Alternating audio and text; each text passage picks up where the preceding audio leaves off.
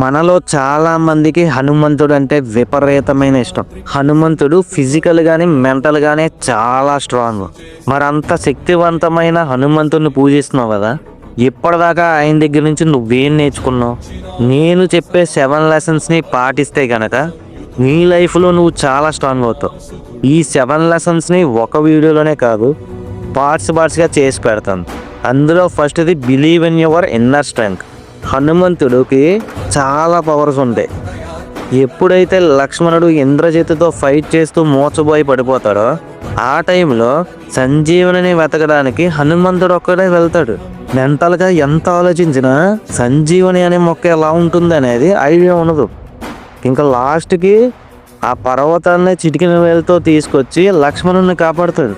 ఇందులో మనం నేర్చుకోవాల్సింది ఏంటంటే, మన లైఫ్లో కూడా నిరుత్సాహపరిచే ఆశను కోల్పోయే సందర్భాలు ఎదురవుతాయి. ఆ టైంలో ఒక్కసారి హనుమంతుడికి ప్రార్థించి ఆయన దగ్గర నుంచి ప్రేరణ పొంది నీ అంతర్గత శక్తితో ఎలాంటి పరిస్థితినైనా ఎదుర్కోవచ్చు. మిగతా లెసన్స్ అన్నీ పార్ట్ 2లో చెప్తా.